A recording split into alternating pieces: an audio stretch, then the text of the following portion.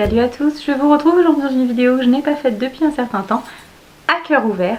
Et aujourd'hui je voulais vous parler d'un sujet qui n'est pas forcément simple et pas forcément évident. C'est le fait d'avoir un proche qui a une maladie longue durée. C'est-à-dire une maladie qui n'est pas quelque chose qui commence à un instant T et on sait qu'à cet instant c'est terminé. Je parle par exemple en maladie longue durée des maladies que je connais très bien, c'est-à-dire celles de mes parents, le diabète et la maladie de Parkinson. Donc, je vais pas rentrer dans les détails perso, hein, évidemment, mais c'est surtout pour vous donner ma vision de ce que c'est que d'avoir des parents malades, et ce depuis que je suis toute petite, puisque ma maman avait été déjà diabétique quand je suis née, elle l'a eu à partir de 25 ans, et c'est un diabète de type 2, donc c'est-à-dire insulinodépendant, donc avec des piqûres d'insuline. Donc j'ai toujours eu cette vision de ma maman qui se fait des dextros, c'est-à-dire qui se pique le bout du doigt pour prendre une petite goutte de sang et savoir où en est son taux de glycémie le matin à jeun, après manger, voilà, pour suivre un peu et régler son taux d'insuline. Donc c'est vrai que c'est quelque chose pour certaines personnes qui c'est vraiment c'est étrange de voir ça quand ça leur arrive de croiser des personnes qui sont diabétiques. Moi ça a été mon quotidien avec ma maman pendant des années, donc je suis habituée.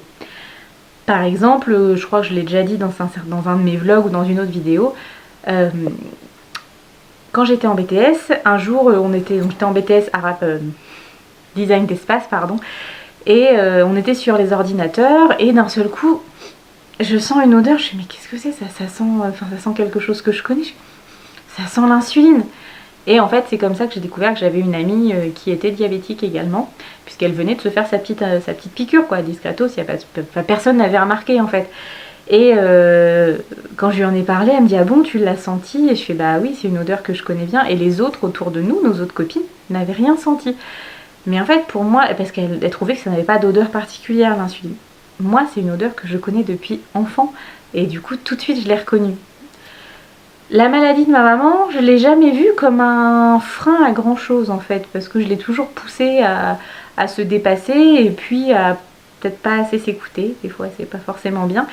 Mais voilà, on faisait plein de choses, j'ai même tendance à l'engueuler quand elle fait des malaises, parce qu'en fait je le vois venir. Alors maintenant elle le sent bien venir, je trouve qu'elle fait vachement plus attention qu'à une période. Mais elle prévoit, parce qu'il y a eu des périodes, on allait faire les magasins par exemple et elle ne prenait rien sur elle pour au cas où elle ferait un malaise, et du coup c'était un peu la course si jamais d'un seul coup ça allait pas, parce que quand elle fait un malaise en fait elle déconnecte tout, elle réfléchit plus, elle est là, oui voilà, elle plane, et du coup c'est compliqué à gérer, parce que quand j'étais adolescente, bah, j'étais un peu en panique. D'ailleurs, maman, je sais pas si tu vas regarder cette vidéo là, mais c'est vrai que oui, je pense que le titre va faire que tu vas regarder.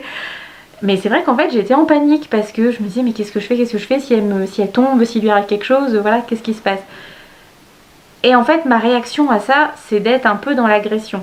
Je suis mais allez dépêche-toi, allez faut prendre quelque chose, réagis, je vais la pousser à être vraiment voilà, à faire quelque chose. Et c'est peut-être pas la bonne méthode, hein. Sincèrement je ne suis pas sûre, mais moi c'était ma façon de gérer la chose. Voilà, la maladie de ma maman, il n'y avait pas de souci, les gens ils comprenaient bien, ils connaissaient vaguement, enfin voilà, ils savaient ce que c'était que le diabète. Ils pensaient parfois que ma mère était diabétique parce qu'elle était en surpoids, pas du tout. Quand elle a eu son diabète au tout départ, elle était toute fine comme ça, j'ai jamais pu rentrer dans les vêtements de ma maman quand elle était jeune. Donc non, ce n'était pas ça, c'est génétique, enfin en partie génétique. Et voilà, ça c'est toujours bien, les gens ont toujours bien compris, ma mère est diabétique, ok, pas de souci. Mon papa qui a la maladie de Parkinson depuis à peu près ses 40 ans, donc moi j'avais 5-6 ans, un truc comme ça, 7 ans peut-être, quand ça s'est déclaré. C'est que c'est une maladie qui est plus pernicieuse, qui a mis plus de temps à s'installer, puisqu'au départ il tremblait. Et au fur et à mesure, il y a eu le fait qu'il soit bloqué pour marcher. Et ça, j'ai vraiment des souvenirs qui en même temps sont des bons souvenirs, dans le sens où c'est des moments que j'ai passés avec mon papa, et ça, rien ne pourra me les enlever quoi qu'il arrive. Mais par exemple on va se promener et d'un seul coup il se retrouve bloqué, il peut plus marcher. C'est drôle parce que ça me met les larmes aux yeux, enfin, je pensais pas que ça me mettrait les larmes aux yeux de parler de ça. Il pouvait plus marcher, il pouvait plus avancer, et sur le moment je me souviens que je m'énervais, parce que voilà, ça m'énerve de le voir comme ça, parce que je me dis mais il mérite pas d'être comme ça. de pas pouvoir faire ce qu'il veut. Et les gens autour avaient un regard qui m'énervait en fait. Les gens jugeaient et ne comprenaient pas, ils ne savaient pas ce qu'il avait. Il y a certaines personnes qui pensaient qu'il était malade, mais ils ne savaient pas trop, ils disaient trop rien. À ce moment-là, il n'y avait pas trop de... il n'y avait pas trop de réactions, mais voilà, les gens regardaient un petit peu bizarre. Et moi, en tant que... Alors, enfant, pas trop, mais adolescente, je le vivais pas très bien, parce que je me disais, ils sont en train de critiquer mon père, alors qu'ils savent pas ce qu'il a. Donc, j'étais pas forcément très gentille avec lui. Et puis, après, il s'est fait opérer, donc ils lui ont implanté des électrodes dans le cerveau. Donc, l'opération, je me rappelle plus du nom de l'opération, j'avoue. Il s'est fait opérer, j'étais au lycée, je devais être en première ou en terminale, quelque chose comme ça.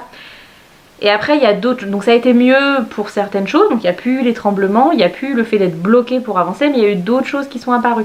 Le temps de trouver le bon équilibre de la pile et des médicaments. Bah, du coup, il avait des gestes un peu incontrôlés, des choses comme ça. Et en fait, du coup, les gens avaient tendance à penser qu'il était bourré, qu'il avait picolé, et que du coup, il n'était pas maître de lui-même. Et ça, je le supportais pas. Mais vraiment, c'est... j'aurais tellement claqué la tronche des gens qui pensaient ça, parce qu'en fait, non, c'est pas du tout ça. Enfin, ça se voit sur la tête de mon père que c'est pas quelqu'un qui boit. Et... ça m'énerve. Je me souviens, une fois, il était dans un village, enfin, une petite ville à côté de chez nous. Et en fait, il y a des gens qui ont appelé la gendarmerie parce qu'ils pensaient qu'il conduisait bourré. Alors que non, pas du tout. Donc voilà, ça a été compliqué et ça je l'ai très mal vécu adolescent. Sincèrement, parce qu'en fait je sentais mon papa juger, je sentais que inconsciemment on me jugeait moi aussi et ça me faisait beaucoup de mal. Et la seule réaction que j'ai eue par rapport à lui, c'est que du coup j'étais un peu pareil, toujours dans l'agression parce que je veux le pousser dans ses retranchements pour qu'il aille plus loin, pour qu'il se motive. Et encore aujourd'hui, mon chéri, des fois il me dit oh t'es pas toujours très cool avec ton père. Mais en fait, j'ai envie qu'il se dépasse, j'ai envie qu'il aille, qu'il se donne, voilà. Je sais qu'il souffre que c'est pas agréable, qu'il peut pas faire ce qu'il veut, qu'il se trouve bloqué un peu dans son corps. Et j'ai quand même envie qu'il arrive à profiter de certaines choses. Donc là, depuis quelques années, il a enfin accepté d'avoir un fauteuil roulant pour sortir de la maison. Dans la maison, il en a pas forcément besoin, mais en extérieur, ça permet d'aller se promener. Il adore aller à la mer, sauf que c'était impossible maintenant d'aller à la mer. Et ma mère, ça l'a saoulée de faire juste le tour de la plage en voiture. Donc maintenant, ils ont le fauteuil, c'est quand même plus facile. On va au restaurant, on fait des choses comme ça, voilà, c'est plus simple. Et il y a moins de risques qu'il tombe, parce que qu'est-ce que je peux avoir peur qu'il tombe, et encore aujourd'hui, parce qu'en plus entre temps il y a eu d'autres choses qui sont apparues, qui sont liées et à la maladie de Parkinson et à la vieillesse, hein. Désolée papa, mais voilà, tu montes en âge. Il a dû se faire opérer des hanches, parce que voilà, à cause de Parkinson, sa démarche n'était pas forcément stable et souple, et du coup ça a dû jouer sur les hanches. Et voilà, il a fallu qu'il se fasse opérer, mais il y a plein de gens qui se font opérer qui n'ont pas Parkinson, donc ça n'a pas forcément un lien direct. Mais du coup maintenant il remarche beaucoup mieux d'ailleurs grâce à la kiné, vraiment ça c'est top. Mais c'est pas encore ça, il a encore besoin d'aide ou d'une canne pour s'aider, ou du soutien de ma maman quand il faut. Mais du coup j'ai quand même toujours peur qu'il tombe et qu'il se fasse mal. Enfin, une chute ça peut arriver très vite et on peut se faire très très mal.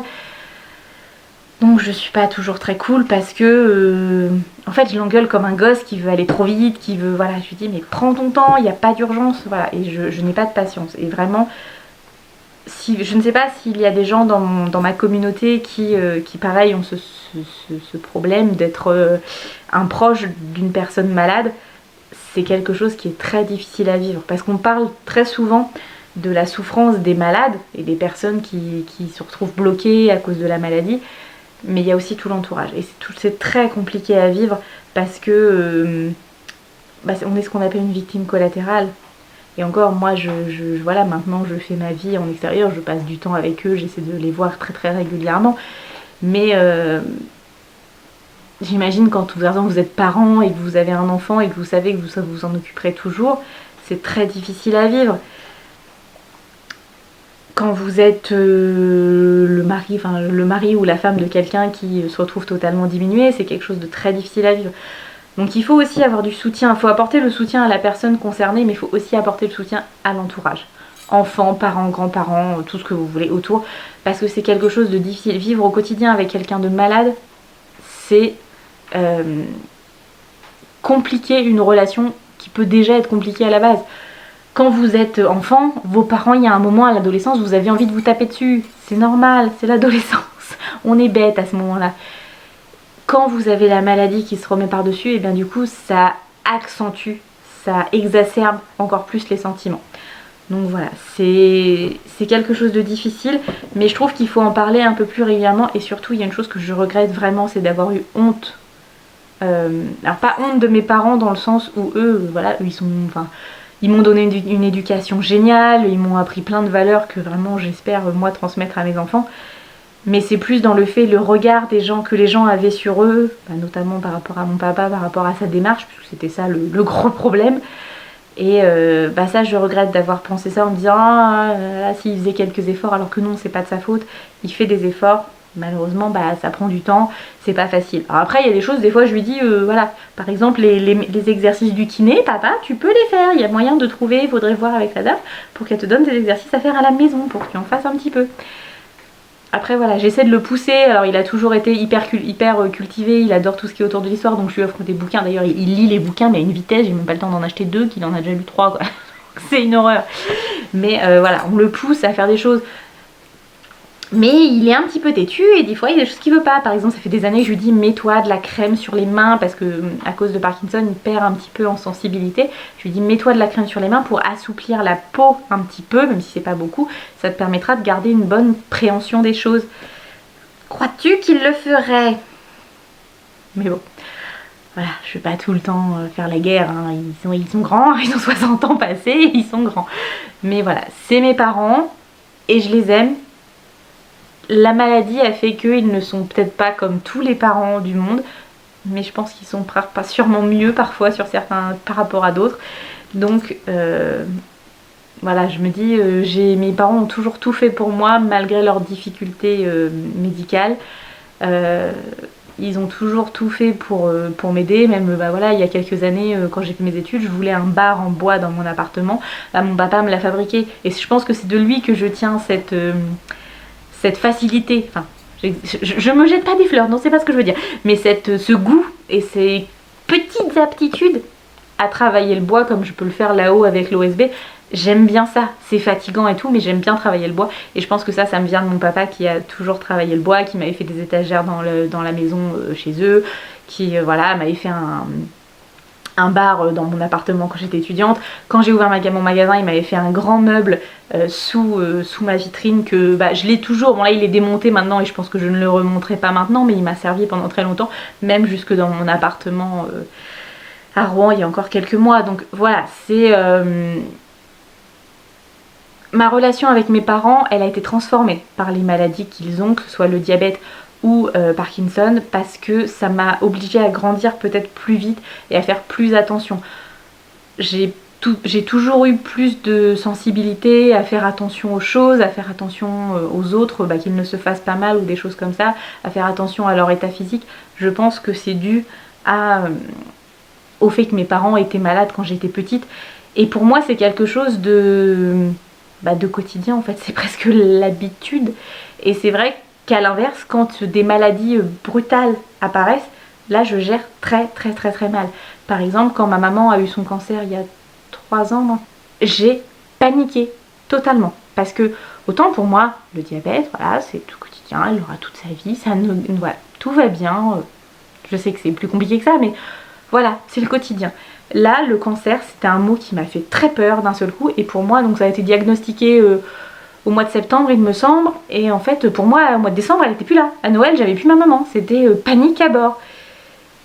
Bon, le médecin nous a expliqué que non, on va faire ci, on va faire ça. Et on s'est dit, on va se battre. Voilà, elle s'est battue et elle s'est fait opérer et tout va bien. Et maintenant, elle va très très bien. Mais c'est vrai que voilà, c'est quelque chose qui m'a fait beaucoup, beaucoup, beaucoup plus peur. Mon papa, quand il s'est fait opérer de la hanche, il a chopé une infection. Et là, ça, je le vis pas bien. Parce que c'est quelque chose qui peut d'un seul coup entraîner des conséquences beaucoup plus graves. Et c'est très bizarre parce que les gens autour de moi, quand je leur parle de les maladies de mes parents, donc des choses chroniques, ils me disent mais ok, enfin, ça a l'air tu parles de ça comme si c'était d'une évidence. Mais parce que pour moi, c'est toute ma vie. Enfin, Alors mon papa, non, je l'ai connu petite, pas malade, mais j'en ai moins de souvenirs. Mais voilà, pour moi, ça a toujours été mon quotidien et ça change forcément ma perception des choses. N'hésitez pas, vous, à me raconter sobrement, hein, bien sûr, ou alors plus personnellement par message privé, il n'y a pas de souci. Si vous aussi, dans votre entourage, il y a des personnes qui sont touchées par des maladies chroniques ou quoi que ce soit, voilà, ça peut être l'occasion d'échanger si certaines personnes ont les mêmes... rencontrent les mêmes difficultés que moi, comment vous réagissez. Moi j'ai tendance à être un petit peu dans l'agression parce que je veux les pousser dans leur retranchement, parce que je veux profiter de mes parents au maximum et je veux qu'eux aussi puissent profiter au maximum de leur vie. Voilà, ce sera tout.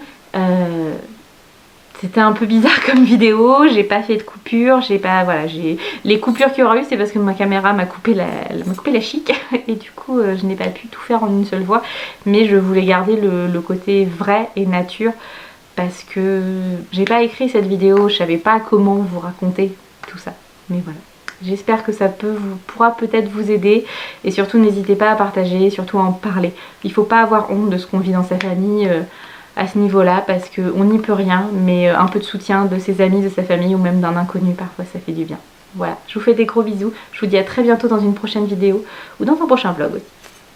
Bye bye.